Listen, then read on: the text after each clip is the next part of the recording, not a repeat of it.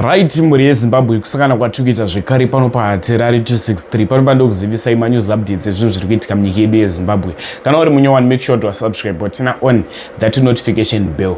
Muri yeZimbabwe pane nyaya yatonetsa iri kubuda nepaSouth Africa apapa yemaZimbabwenzi ari kunzi aurayiwa kuSouth Africa nezvizvarwa zviri kuSouth Africa zvemachi. Chakusiya mchiona video pedza kuona video zvazvo lofika comment section. Video iri tatora kwamukoma Mo Boys Munetsi ndokwatatora video iri. Toonesana tichidai. Muri yeZimbabwe muno munyika yedu yeZimbabwe hamuna macases ekuti tazomhanyisa maforeigners anenge ari muno munyika yedu yeZimbabwe kana kumarova kana kutuka. Hatiite zvakadaro munyika yedu yeZimbabwe ende tinotova respect, tinotovapa respect yavo yakakwana. Chakusiya muchiona video pedza kuona video zvazvo lofika comment section. Isati tatafunga kusiyai tusangana zvekare munguva inotevera. Much love.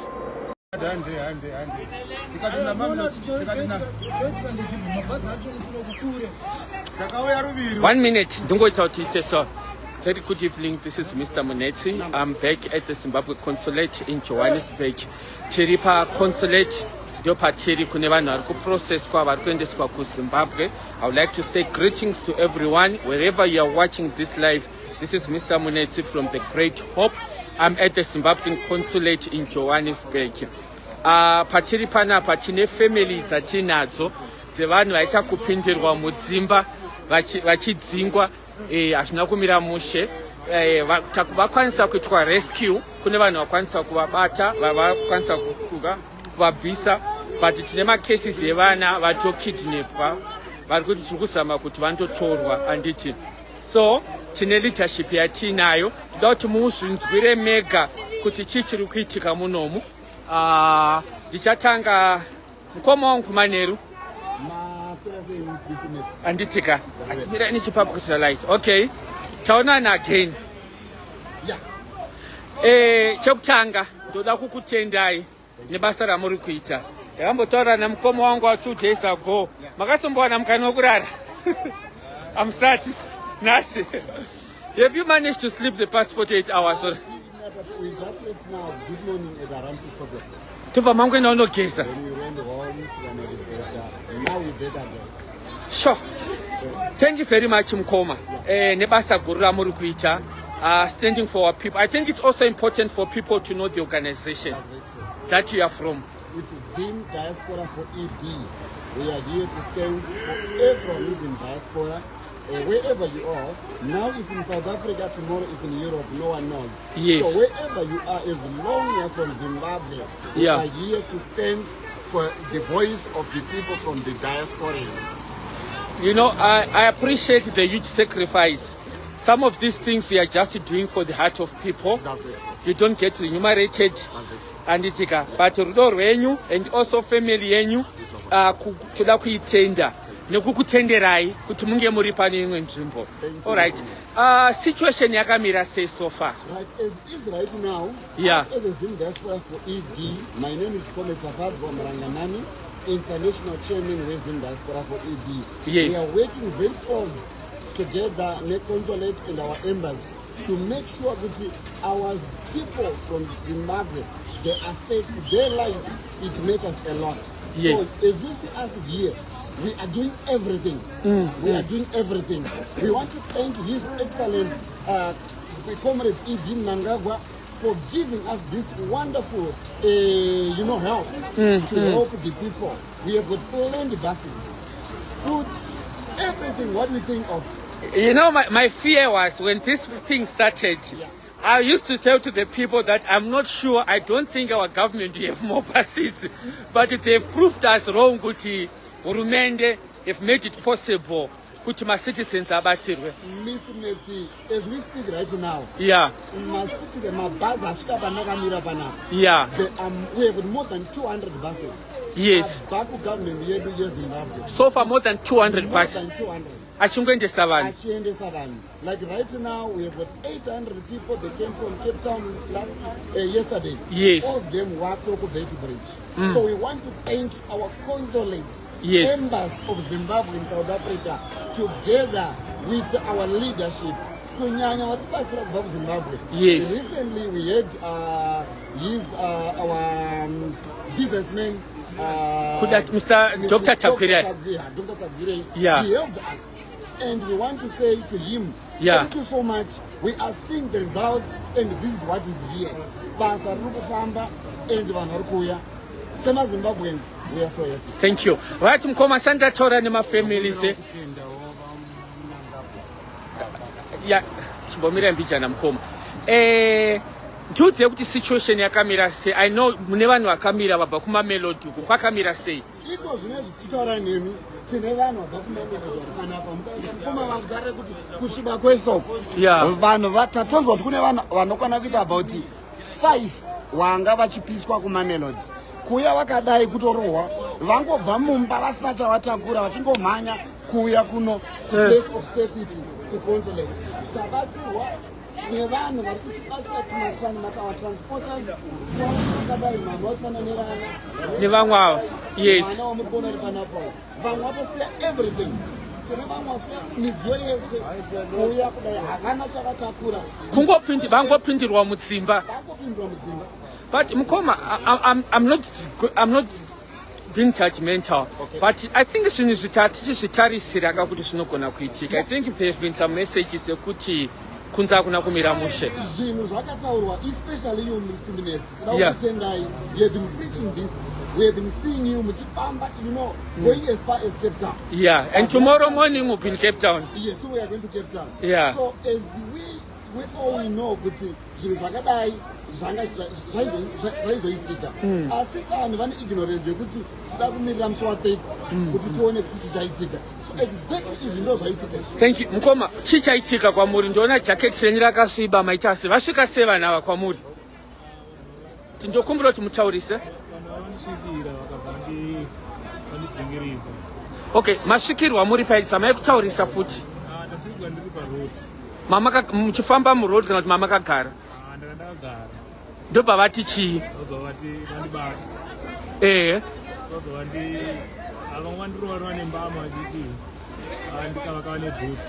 Okay, vanga vari vangani vanhu vasvikawo? Vapfanwa dike. Okay, saka ndikuona jacket renyu riri kuita kunge maita sema vakuzvambaradzai vasokudhonzai vazoita sei?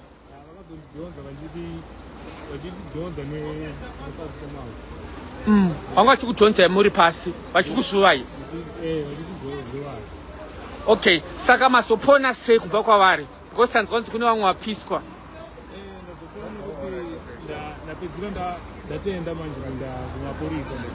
Matisira kumapurisa? Yeah.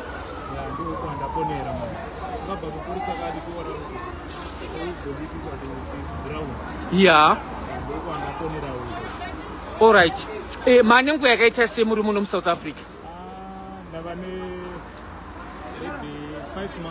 5 months. Saka muchiri munyowani ka? Oh, okay. Okay, saka in terms of your health, apana ere pamakuwara kurohwa kwava kuitai? Hamuna kuwara. Okay, saka zvinhu zvese zvatosara kumba. Property yenyu iriko ikoko. Vatora phone, vatora wallet. Saka mangobuda musina chaminacho. Anditi ka. Saka which means apasisina kana kudzokera ka. All right, but for now you are safe because muri paZimbabwe consulate anditi. All right, vatete. All right, tete. Ndima wachona. Vari peace. Oh, Mkoma. Takataura tese 2 days ago. Imimi ndicharwa nemi nasi. Tine hondo. Vanhu vangu vekufera nehengi vaive. Vachiri umomo. Ndima akavatora. Ende munochikwereti. Ndo mabhasi avaya. Aditi, aiwa amagona ipapa. Mkoma, I just want to just introduce yourself. Kune vamwe vasina kumira kuti muzotaura futi. Because ndimi leadership yachona tikushanda nawo. Vanogona kukuzivai. People they need to appreciate. Okay, taurai Mkoma, takambeta live muchizviintroduce kune. Okay, all right, yeah, my name is Agrippa Nyoni. Yes. International chairperson of Mzansi for Mzansi for Economic Development. Mkoma Agrippa. Yes. Murikuita basa rakanaka. We are trying our best. I remember our last conversation ukondai kunzwira neusiku makange manditi mambo mati makundotsvaka mabhasi ndobva auya ndapi mashoko amungado kutenda kuhurumende yedu support yavatiitira munguva dzakadai. You know kuti we are number one in terms of a country that is able to repatriate their citizens for now in terms of providing the resources. Message yatingatendo kuhurumende yedu basa rari kutiitira iritigonera patinochema kuti vanhu vedu hazvina kuyambira zvakanaka. Hurumende inowanikwa ichinobata nokurumidza nenguva inenge vachionekwa vasi kutora nguva kuresponda. Saka tinokufara nekuda kwaizvozvo zvavari kutiitira vanhu vedu vari kudzokera, vanhu vedu vari kufamba zvakanaka, hapana nemaproblems. Kunyange dai tine machallenges atiri kufesa kunzvimbo dzakaita Mario kuti hurumende tikangosvika panapa tikati kune vanhu vane problem vatoda kuti vaendeswe. It's not that easy. Sometimes to find out what honest guys, we need to appreciate kuti neusiku mabhasi aripo vanhu vari kuload and andiri pano makuseni kutsuka kwandaita aiwa 24/7 and ask kurara anditeka. No, thank you very much Mukoma. Tasvika pamuri. I'm Skura. All right. No, it's not like I'm Skura. But you've just spoken to my chairperson. Oh, the procedure. What right? Anditeka. All right. Mukoma. I said the person you're talking to is represented. Chairperson and the national spokesperson. So what is it? Koma ma t-shirts ashona kasa amudi situne ere kuti sipo ma t-shirts amudi kusipa situna. Anditi almost twice a week. I'll talk to you after your interview. All right. Mukoma. Netsa kuwira idzi. Oh. All right. Chichaitika. Masvikirwa sei? Isusu masvikirwa ataita ndezvekuti tatigere. Nyaya iyi taingoinzwa yekuti vanhu vari kunzi havachadiwa, but nekuda kwokuti tanga tichingoti zvinhu zvinogona kusvika zvodarika. So sezuva ranhasi remusi wa30 pabva paita nyaya yekuti vanhu ava vauya vari vecommunity vemunharaunda yatinotogara chaiyo, nekuti chiri kuitika ndechekuti muri kutengeswa nevanhu vamunogarisana navo, ndo vanenge vachiziva kuti apa pane maforeigners apa pana maforeigners. Nenyaya yekuti vanhu ava ivo pachezvavo havasi vanhu vanosevenza, havasi vanhu vanogona kuita mubato wemaoko, so vari kurwadziwa vachirwadzirwa vamwe vavo futi. So zvasvika mukuti isusu vasvike vachititora. Imi mamuri pai, mamuri mumba yakati mamuri pai pavasvika? Ndandichitori mumba nemhuri yangu. Okay, ndo vamuri varapa. Aiwa, mhuri iri mukati. Okay. Saka vasvika ndobva vagogodza. Ndobva vagogodza. Vakanonoka kutovhura, vanenge vada kutokupisira mumba. Sure. Saka ndobva vakutii manje? Ndobva vakuti budai, ndobva vatiti budai. Saka mukubuda kwataita isusu tabva bhegi rangu rine mapambanana bhegi, sorry. Saka mukuzobuda kwataita tatosiya zvinhu zvese, angari mablanketi, firiji, mastovhu, tokota tigara kundochinesa magetsi. Saka ndatongobuda ndovadodo andatongoita. Saka mapa mangobuda imimi mudzimai nemwana? Imimi mudzimai nemwana. Sure. Saka zvese zvabva zvangosara imomo mumabhedha, TV dzenyu, zvese property yese hapana chiri chaunobuda nacho. Asi havana kukwanisa henyu kuzokuatakai, mazongokwanisa kunzobudai zvamuri izvozvo? Inini chaita kuti ndisarohwe inyaya yekuti vanhu ava vanhu vanondiziva nokuti ndinoita basa rokuzvishanda ndichitengesa ma-ice cream. Vanhu vanga vachindiziva. Saka vabva vati vachingonondiona vakati bra, ndobva ndati zvikanzi aiwa nyaya yatakutawo ndeyekuti polisi yakakumirira apa. Saka chitongopfeka zvamokwanisa kupfeka mubude muende tisina kukuvadzai. Zvekutoti munhu ane nharo dzekudzokera kwaatorwa anogona kusvika achipondiwa. Ndozvandandichitaura namukoma ndatanga kutaura navo vaya kuti challenge hombe ndeyekuti ndaona pane vakadzi vamauya navo vakawanda vari kuchema kuti vabuda vane vana vadiki havana chavakwanisa kutora kana kuti challenge iripo kuti vadzokere vazvitora hazvikwanisika. Hautotenderwi nenyaya yekuti vanhu ava vari kusevenza vari vemupakati vemo imomo, polisi inenge iripo, but vemo imomo ndo vari kufamba vachiti apa ndo pane maforeigners, apa ndo pane maforeigners. All right. Saka pane nzira here yamunofungidzira kana kutoti zvatongopera zveproperty yenyu? Pasisina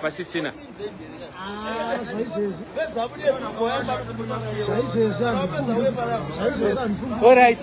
pangave nekuti pangadzokera sara kwekutoti kana polisi ikatendera kuti vanhu vanga vachidzokera vachizonotora zvinhu zvavo kuti vadzoke kuti panapa kuti vakwanise kuenda nemabhazi. Asi pari zvino muri safe yenyu panapa? Panapa tinoona kuti panapa chero pakatoita maspika tingatokwanise okay. Ambuya makwenda. Alright, it's okay. I wanted you just to share your experience so that you're not talking about it, but it's okay. Kwa mimi mandimese madzinga nevana. Alright, ngatimbotaura 2 minutes. Alright, it's okay. Mapeta.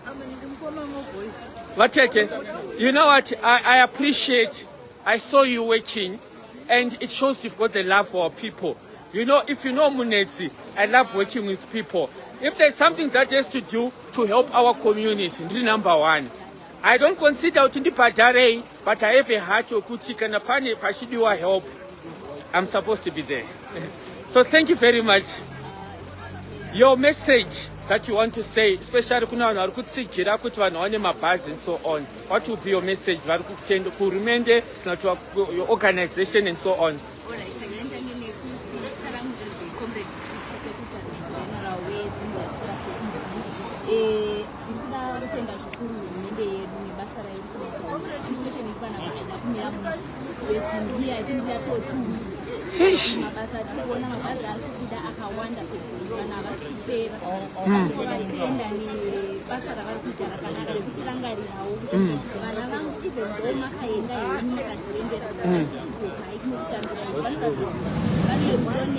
Yes. Yeah.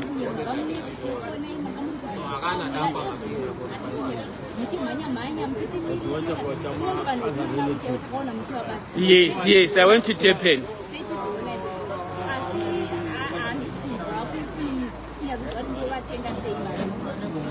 And it's okay.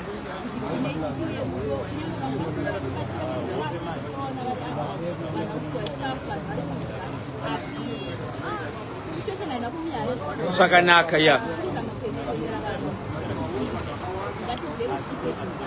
Yeah.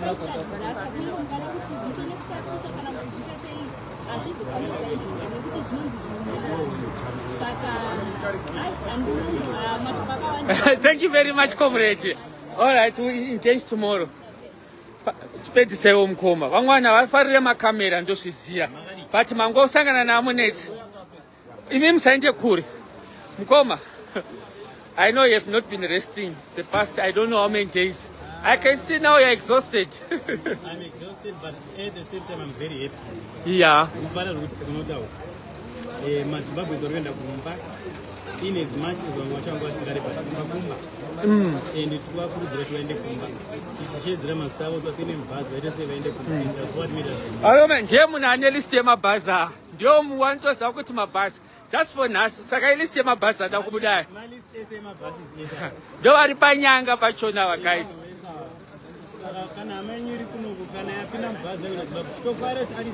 Yeah, of course. And Batwa.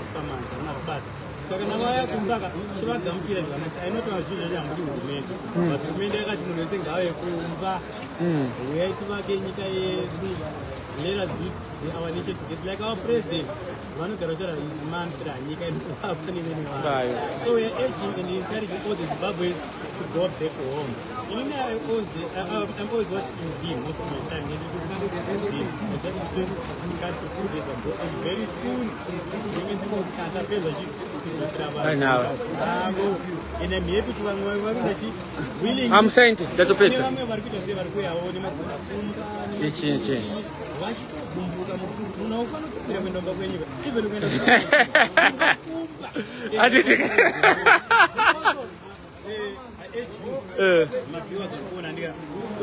more than 2,000 people, yeah. More than 2,000 people. My silent heroes or my heroes who are Musinga Fungi.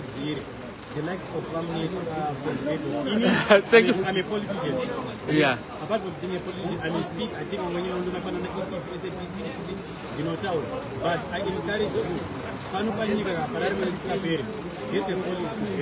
Thank you very much.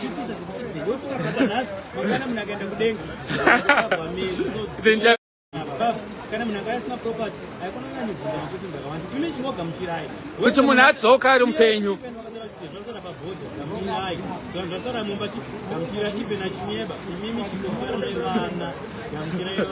All right. Thank you.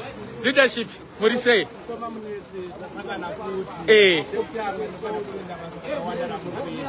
I'm not introduced. I have another quick slide.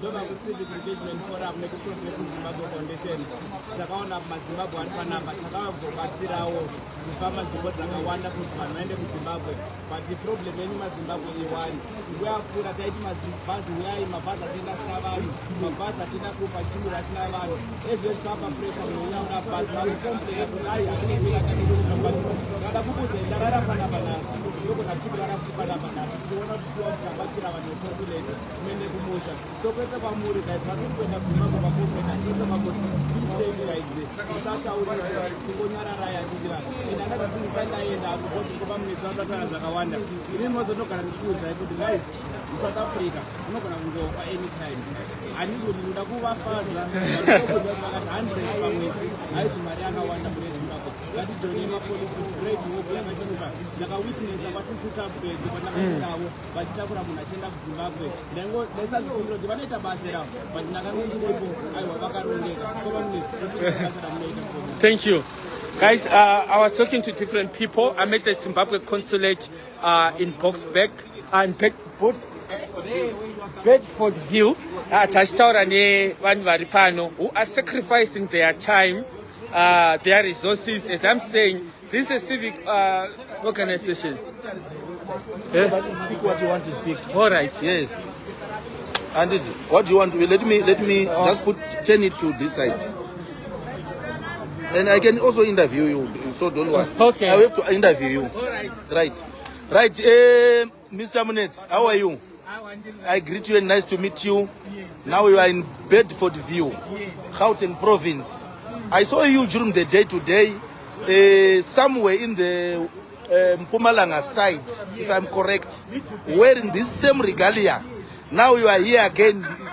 Tell me what was going on? No, situation almost 200 people. Right. The past 3 days, they've been sleeping per floor, per taxi range. Okay, yes. Government Right. But unfortunately, pakaita challenge in the Texas Association.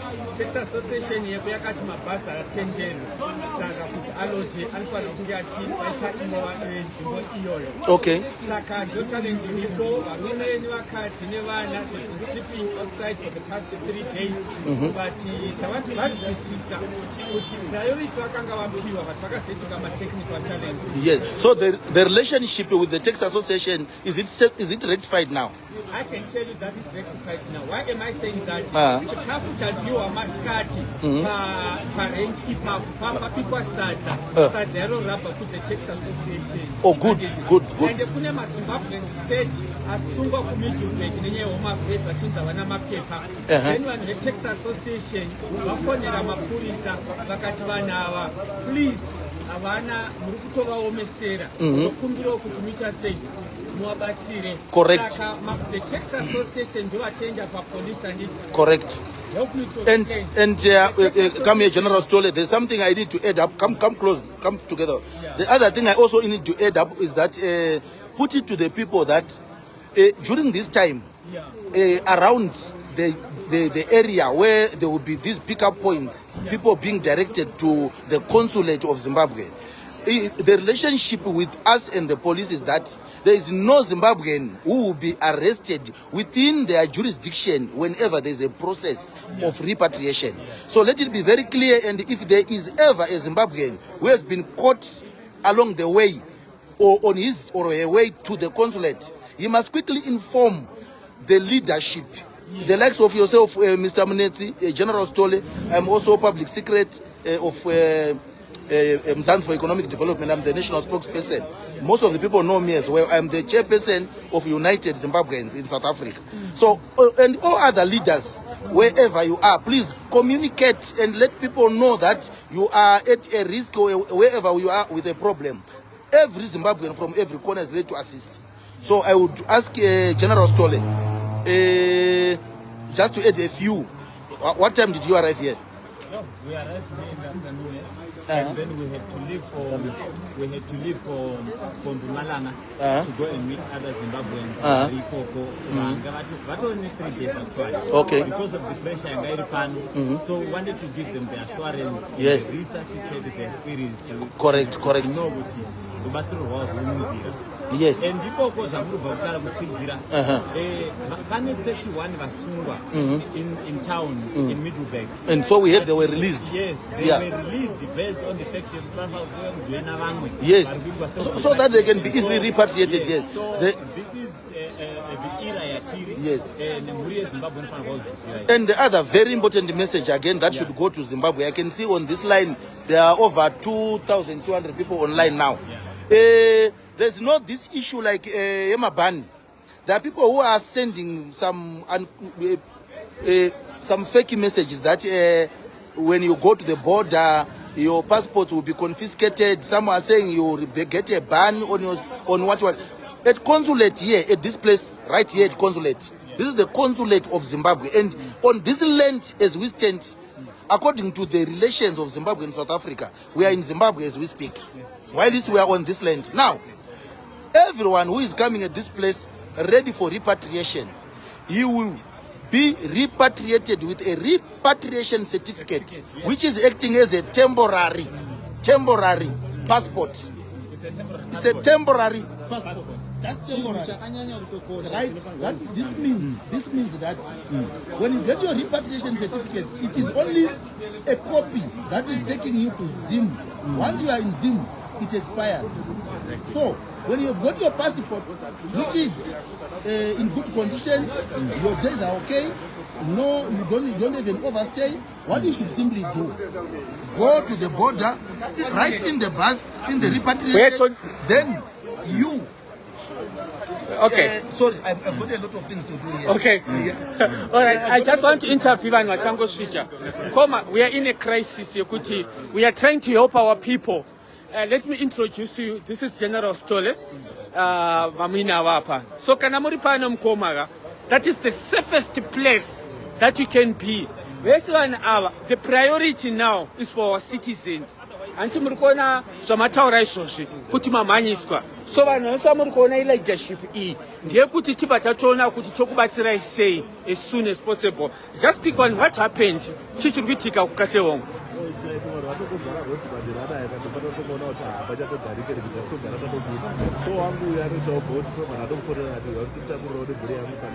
Saka mhuri yenyu masiya iri kupi izvozvi iri motikari saka kuri kudzoke kana kuti property yenyu ichafamba sei for now amutombozivi.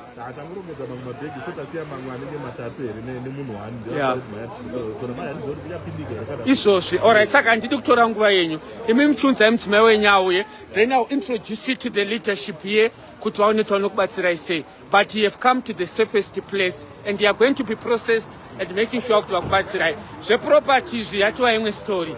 Alright, it's okay. Alright. Good evening to everyone. Welcome back again. This is Mr. Munetsi from the Great Hope family. Tiripa Zimbabwe consulate and murikuona kuti macases evanhu vachidzingwa vachipindurwa mudzimba ari kuincreasa. Mukoma wandabva kutaura nawo ndezvekutoti vatongouya izvo zvanzi ndazofonera bhururu wavo weUber uyu ane Bolt ndobva azongoya ndobva vatora. Saka vauya pano paconsulate kutozowanda ivo nemhuri yavo izvozvi. Vari kutaura kuti vazongokwanisa kutora mabhegi mashoma ndiwo vainawo zvekuti property yandikuvabvunza kuti chivatoti avazivi kuti ichazotoreka again here nesituation yachona on the ground. Anditika. So we are monitoring the situations. Please making sure leadership avada kubatsi ndo vachangosvika ava. All right. My sister, I think mukona kungowabatsira. Hanzi vasvika ndivane mwana. Guys, zvinotonzwisa tsitsi ndibaba makaona twana tudiki. It's really traumatizing, guys. Uchiona twana tudiki tune majuice nemahetu mumusoro. These kids were born here in South Africa and they don't know anything about Zimbabwe. Even kungonzwa kuona mama na daddy vachidzingwa pavanga vachigara vachiburitswa neusiku unoyu. It's really terrible and very emotional, guys. Saka that is the current situation izvozvi, and we are getting a lot of cases izvozvi yekuti vanhu vari kupindirwa mudzimba vari kuita sei, like what leader wandataura naye pakutanga kuti there is a child who was vanga vachiti haisi abduction yaitika, inyaya yekuti time yavapindirwa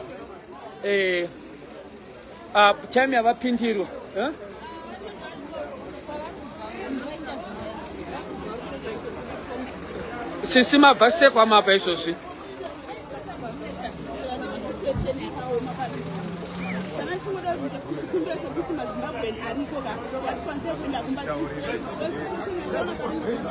Makwanisa kubuda sei?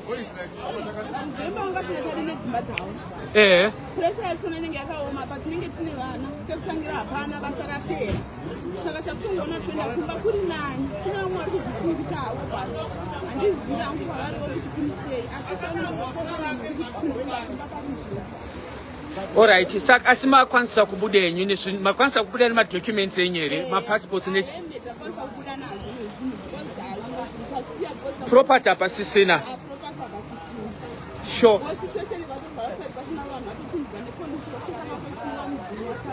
Matongoona kuti zviri nani kuti mungoenda kumusha, pamwe pachona munongoramba uchiona, but kwamabva kukahlehom vamwe mamwe mazimbabweans amasiya, mungave neidea yekuti zvakamira sei considering kuti vanhu vanga vakupindirwa mudzimba, vangachipindirwa mudzimba.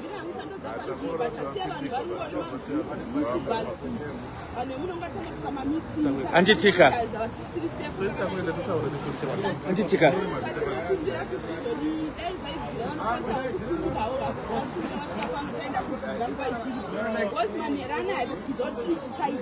yeah. Thank you very much, my sister. Welcome. We are at the Zimbabwean consulate. This is our territory. Even munhu wese kana wasvika panapa mapurisa abvumidzwe kusungwa kana kuti chi panapa ndo pamusha penyu. Ndosaka maona sisi vangu vakugashirai vanhu vari kupiwa futi chikafu apo, and then muchaprocesswa. Imimi anti vanhu vari pano yeah, I don't want them to appear. Tell me, vana ava vari kufila sei? They are bit variziva here kuti zviri kuitika kana kuti all right.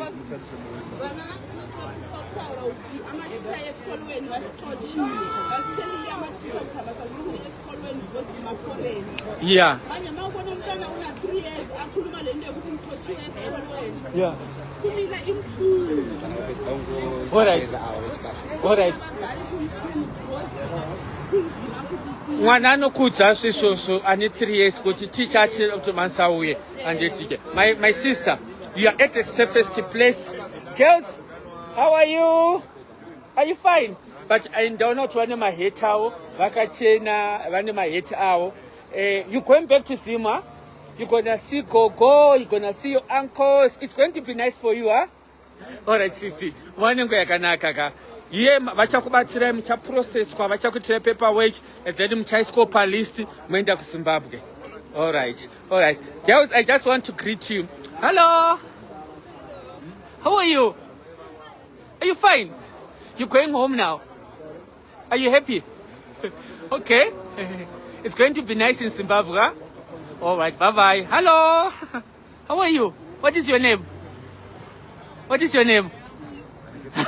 It's okay. All right. All right, guys. I'm almost done with my life. I'm at the Zimbabwe consulate in Bedfordville. Mangoona situation iri pano, guys. But let's acknowledge kuti zviri kuzama, guys. Vari kuzama kubatsira vanhu ava vari kuya pano. And macases evanhu vari kupindirwa mudzimba izvozvi akawandisa, guys. Taskwira tichingoudzwa and so on. Right, we want to thank our pastor from Salvation Army with a great job which they did to us as Zimbabweans. They've been here, they're all in with Okay, just a minute. Okay. everyone who is getting in the bus. From the fruits, cold drinks, food, and some snacks.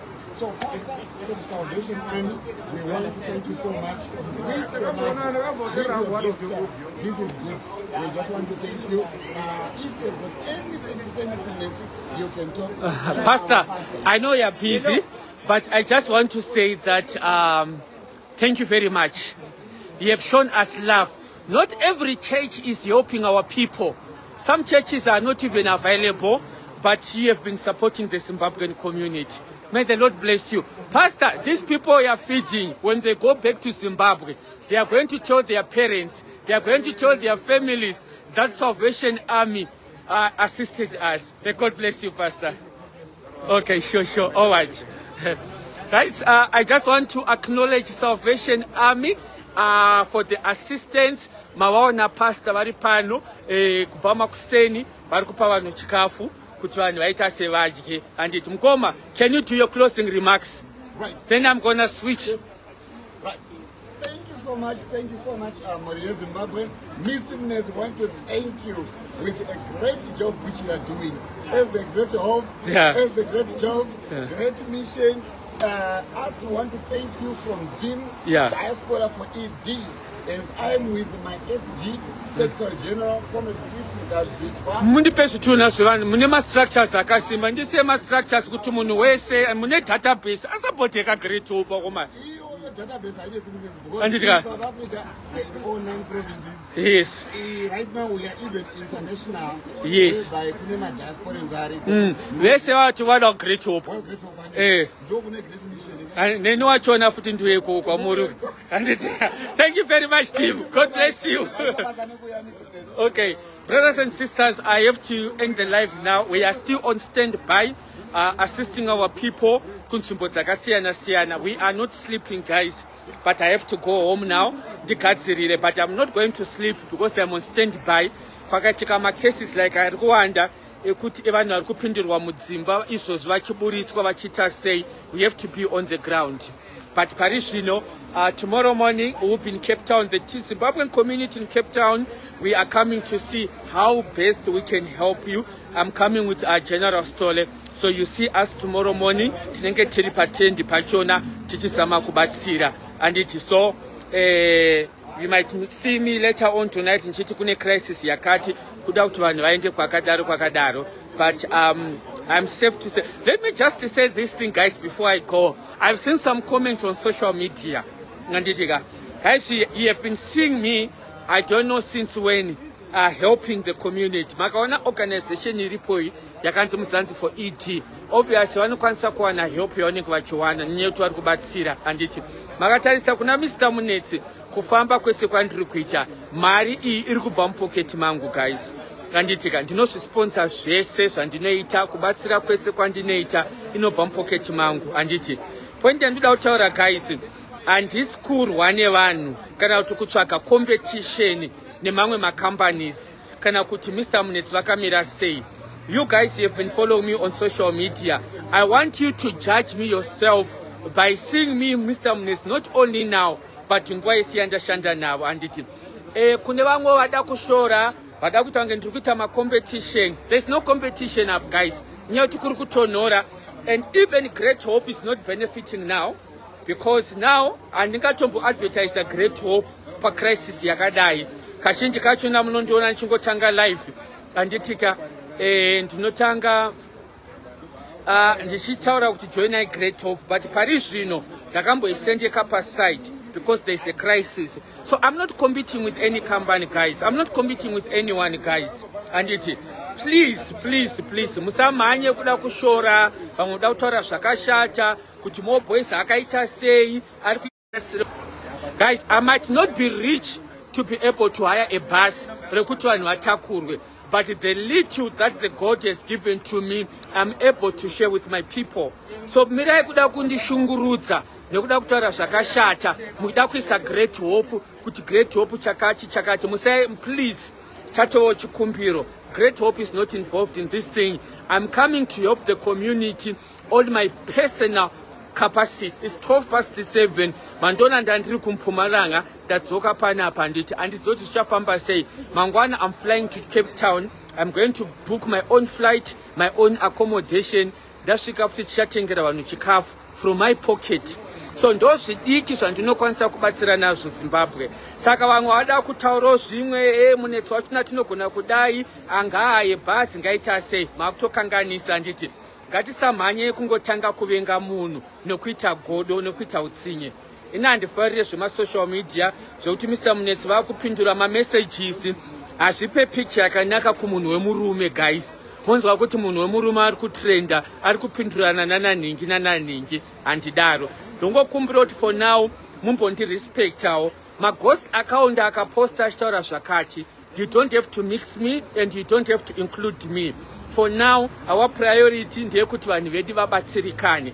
So inini ndinongokwanisa handisi kutsvaga mafollowers and I'm not doing content revanhu vari kuCape Town. If I have to tell you guys, ku Cape Town kwachona kwakunzi Mr. Munetsi wada kutsvaga content nevanhu vari kuCape Town. Makataura naFafi takwanisa kutaura neanother organization yandatsvaga nhasi. Vanhu ivava vari kuenda vachasupply chikafu mangwana, vachasupply magumbeze. Then ndataura again neanother organization on my personal capacity. Vati mangwana vari kuendesa masanitaries, vari kuendesa zvakasiyana anditi. Then ndataura nevamwe futi vati vachandiudza kuti chii. Ndataura naZuva nhasi, Zuva andifonera akati Mukoma More Boys toda kubatsira anditi. So I work with people guys. I might not be able kuita zvimwe zvinhu, but I'm able to reach vamwe vanhu on personal capacity kuti we've got a crisis that we have to help our people. So please chatovawo chikumbiro kuti chimbondi respect her for now. Anditika musakombe ye Great Hope. Don't say anything about Great Hope. Great Hope has nothing to do with this thing. Great Hope iri kutondida kuti uyakubasa, but ndakarisendeka paside anditi. So vanhu vari kuCape Town handisi kutsvaga content nemi, but ndiri kuuya in the love of helping you. May God bless you. Good night. I'm safe to safe.